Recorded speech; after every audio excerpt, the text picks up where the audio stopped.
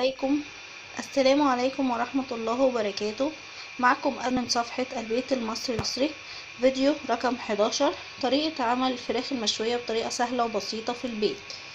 أول حاجة عندي الفرخة دي 2 كيلو، وعندي بصلة متوسطة الحجم، وعندي 2 حبة طماطم على نفس ميزان البصلة. يعني لو حبيت الطماطم كبيرة قد البصلاية تمام، انا خدت الاتنين دول عشان يبقوا الاتنين على نفس الميزان.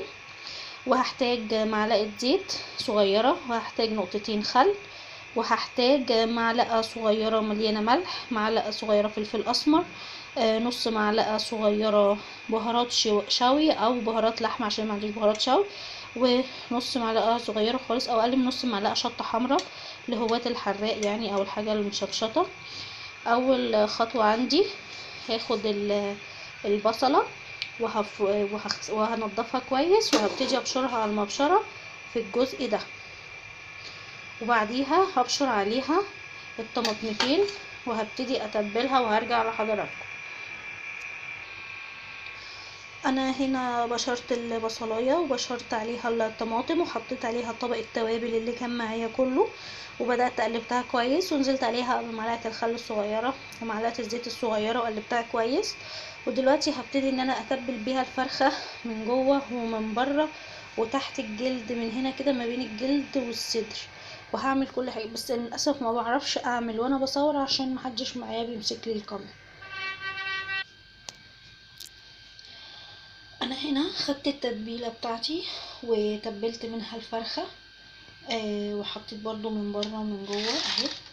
طبعا حطيت برضو في الحتت دي، وحطيت هنا كويس، وفصلت الجلده وحطيت هنا، وحطيت هنا وهنا اهو، وحطيت في الجزء الداخلي، وكل مكان ايدي عرفت تخشه حطيت فيه، وحطيت تحت الجلد اهو باين عشان طبعا الصدر، ونغزت كده الصدر بالسكينه من جوه مش من بره عشان بوظت شكل الجلده، علشان التتبيله تخش فيها، وحطيت من بره. الخطوه اللي بعد كده، لو انا هحتفظ بالفرخه في الفريزر مده اطول عشان يبقى احسن وتكون شربت من التتبيله كويس قوي، هاخد دلوقتي الفرخه بالتوابل اللي عليها هحطها في كيس وهحطها في الفريزر تجمد، ولما عاوزه هنزلها تفك، وهبتدي ان انا اشويها. تمام. طيب انا هعملها دلوقتي ومش هحطها في الفريزر، مع ان لما بتقعد في الفريزر مده اطول بتبقى احسن. انا عن نفسي بجيب فرختين 3 اول الشهر واعملهم بالتتبيله دي مره واحده، واحطهم في الكياس واحطهم في الفريزر، وقت ما اكون عايزه اشوي بنزلها تكون جاهزه وهي سليمه كده زي ما هي. طبعا فتحت الجزء ده وحطيت فيه برده جزء من التتبيله. انا دلوقتي عشان هعملها على طول وهعملها دلوقتي وبسرعه، هسيبها تتبل من 2 ل4 ساعات في التلاجة، وكل ما بتقعد في التتبيله اكتر كل ما بتبقى تشرب احسن، ولو كده ممكن تبيتيها من قبلها بيوم.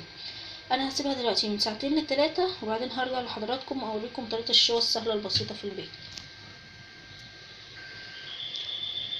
دلوقتي انا جبت ازازه السبرايت اللي احنا بنشرب فيها البيبسي الازاز، وجبت الصينيه دي المونيا، مليت لحد نصها ميه، وحطيت فيها معلقه كبيره من التتبيله، والازازه السبرايت نفسها مليتها ميه للاخر لحد هنا، وحطيت جواها شويه من التتبيله. ودلوقتي هبتدي البسها الفرخه. طبعا في حامل بيكون موجود للفرخه هو عندي، بس انا مش عايزه اعمل بيه لسبب ان بيطلعها ناشفه. الازازه لما بتبقى جواها ميه وتخش الفرن بتطلع ميه جوه الفرخه، فبتخلي الفرخه من جوه تستوي ومن بره تستوي. وفي الاخر هوريكم الصينيه دي في الاخر لما الدهون بتاعه الفرخه تقع فيها هيبقى شكلها ايه. اما ازازه السبرايت متوفره في كل بيت، والصينيه متوفره في كل بيت. هرجع لحضراتكم بعد ما اجيب الفرخه. انا هنا خلاص لبست الفرخه للازازه، والازازه واقفه اهي مظبوطه، والصينيه نصها ميه وفيها تتبيله. عندي بوز الازازه اهو، اهو لازم يطلع من قدام الرقبه كده. طبعا بنغطيه وبنسوي التتبيله على الفرخه اهي واقفه على الازازه. انا هدخلها دلوقتي الفرن بتاعي ولعته بقاله ربع ساعه بس سخن، عشان ما رضيتش احطها وهو بارد. على ما الفرن بيسخن وهي جواه فبتبقى هي شضضت كده ونشفت، لا هي هتخش على الفرن سخن. انا بوتاجازي يونيفرسال 5 شعله يعني فرن كبير. هدخلها دلوقتي على الشبكه في النص. الفرخه دي 2 كيلو، فطبعا ايه الكيلو بياخد بتاع ايه نص ساعة. لو كيلو ونص مثلا هياخد نص ساعة وكان معاه ربع ساعة كده. انا هسيبها لحد ما لونها من بره يستوي. طبعا المايه اللي جوه اللي في الازازه بتبك جوه الفرخه، مش بتغرقها يعني، بس بتطلع بخيرها كده، بتخلي الفرخه طريه. لما باجي اكلها مش بحس انها ناشفه ولا كالحه ولا الكلام ده، لا طريه كاني جايباها من بره، احسن من جايباها من بره كمان. وهوريها مع حضراتكم بعد ما تخلص. دلوقتي انا هدخلها الفرن واشوف هتاخد معايا وقت قد ايه.